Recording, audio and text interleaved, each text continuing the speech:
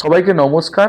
আমি আজকে আমার এই ভিডিওটিতে আপনাদের সাথে শেয়ার করব ফুড টেকনোলজি বিষয়টি কি, এর ভবিষ্যৎই বা কেমন, এই বিষয়টা নিয়ে পড়লে চাকরির সুযোগ কোথায় আছে, আর আর্টিফিশিয়াল ইন্টেলিজেন্স মানে এআই কিভাবে এই ফুড টেকনোলজি যে ইন্ডাস্ট্রিটাকে আছে সেটা কিভাবে বদলে দিচ্ছে।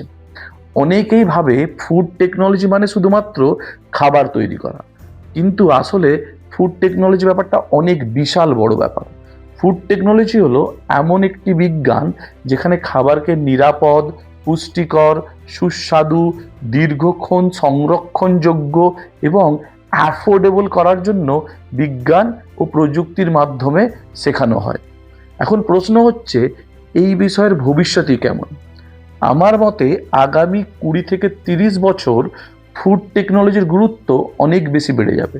তার কারণ পৃথিবীর জনসংখ্যা বাড়ছে, খাদ্য নিরাপত্তা মানে ফুড যে সেফটি এখন পৃথিবীর মানুষের কাছে একটা বিরাট বড় চ্যালেঞ্জ। মানুষ এখন স্বাস্থ্যকর খাবার খেতে চাইছে। এছাড়া ফুড ওয়েস্ট কমানোটা কিন্তু খুব জরুরি। ক্লাইমেট চেঞ্জের ফলে নতুন ধরনের খাদ্য তৈরি করার প্রযুক্তির প্রয়োজন হচ্ছে।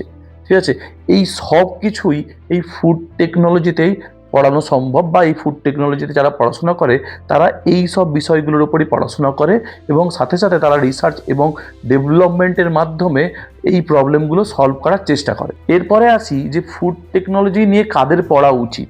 যদি কেউ chemistry, biology, nutrition, engineering, technology সব বিষয়গুলোর উপরই ইন্টারেস্ট আছে আর গবেষণা করতেও ভালোবাসে, ভবিষ্যতে একটা গুরুত্বপূর্ণ শিল্প মানে ইন্ডাস্ট্রি, যে ফুড ইন্ডাস্ট্রিতে কাজ করতে চায়, তারা ফুড টেকনোলজি নিয়ে পড়তে পারে এবং এই ফুড টেকনোলজিতে কিন্তু ব্যাপক একটা কেরিয়ার হওয়া সম্ভব। ফুড টেকনোলজি নিয়ে পড়লে কোথায় চাকরি পাওয়া সম্ভব?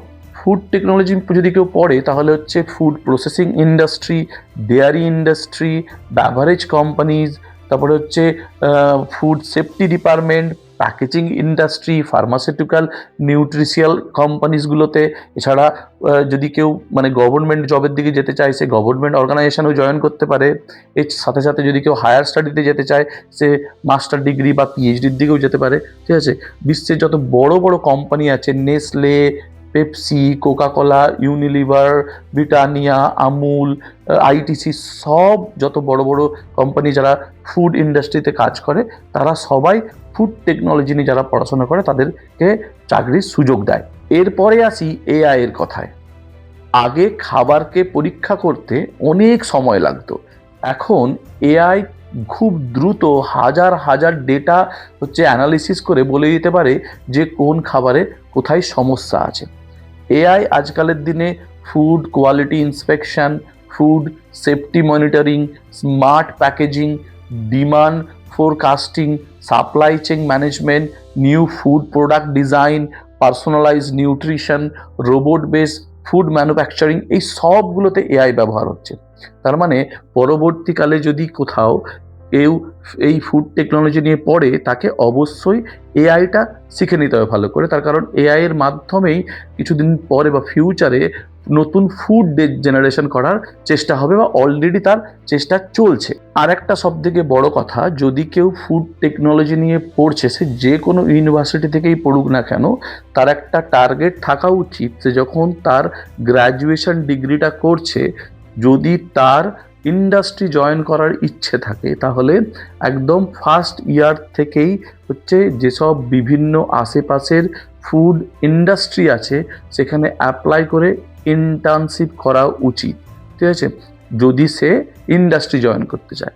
আর যদি কেউ রিসার্চ অ্যান্ড ডেভেলপমেন্টে মানে পিএইচডি করে বা তারপরে ফার্দার রিসার্চ করতে চায়, তাদের উচিত হচ্ছে কোনো না কোনো রিসার্চ ল্যাবে যেখানে ফুড টেকনোলজির উপর রিসার্চ হচ্ছে বা বায়োসায়েন্সের উপর রিসার্চ হচ্ছে সেখানে যে রিসার্চের ইন্টার্নশিপ করা উচিত। যারা ইন্ডাস্ট্রিতে যেতে চায় তারা ইন্ডাস্ট্রিয়াল ইন্টার্নশিপ করবে, যারা হচ্ছে রিসার্চে যেতে চায় তারা রিসার্চ ল্যাবগুলোতে ইন্টার্নশিপ করবে। এবং এটা প্রথম বছর থেকেই করতে হবে, যে যখন 4 বছরে এই ডিগ্রিটা কমপ্লিট হবে তখন তার অনেকগুলো রিসার্চ এক্সপিরিয়েন্স হচ্ছে হয়ে যাওয়া উচিত। সাথে সাথে ভালো একটি ব্যাচেলার থিসিস করাটাও খুব প্রয়োজনীয়। মানে শুধুমাত্র আমি ইউনিভার্সিটি বা কোনো ইঞ্জিনিয়ারিং কলেজে গিয়ে আমি শুধুমাত্র পড়লাম আর থিওরি করলাম আর প্র্যাকটিক্যাল করলাম, তাতে কিন্তু শুধু কিছু হবে না। আজকালের দিনে কি করতে হবে হচ্ছে, এই যদি ফুড ইন্ডাস্ট্রিতে টিকে থাকতে হয় তাহলে কি করতে হবে, ডিগ্রি তো পেতেই হবে, সঙ্গে সঙ্গে কি করতে হবে, এই যে ইন্টার্নশিপ করে ইন্ডাস্ট্রিয়াল বা রিসার্চের একটা এক্সপিরিয়েন্স গ্যাদার করতে হবে, এআই শিখতে হবে, ডাটা অ্যানালিসিস শিখতে হবে। যখন ইন্ডাস্ট্রিতে জয়েন করার কথা ভাবছে তখন আজকালের দিনে ইন্ডাস্ট্রিগুলো চাইছে অটোমেটেড করে দিতে, তো অটোমেশন শিখতে হবে, ডিজিটাল স্কিল শিখতে হবে। এগুলো যদি সবাই মিলে কেউ, মানে যতগুলো বললাম সেগুলো যদি এই 4 বছরের মধ্যে কেউ শিখতে পারে, তাহলে সে অবশ্যই এই যে বিশাল ফুড ইন্ডাস্ট্রি এবং গ্রোয়িং ইন্ডাস্ট্রিতে চাকরি পেতে তার কোনো অসুবিধা হবে না। আশা করি বোঝাতে পেরেছি। সবাই ভালো থাকবেন। ধন্যবাদ।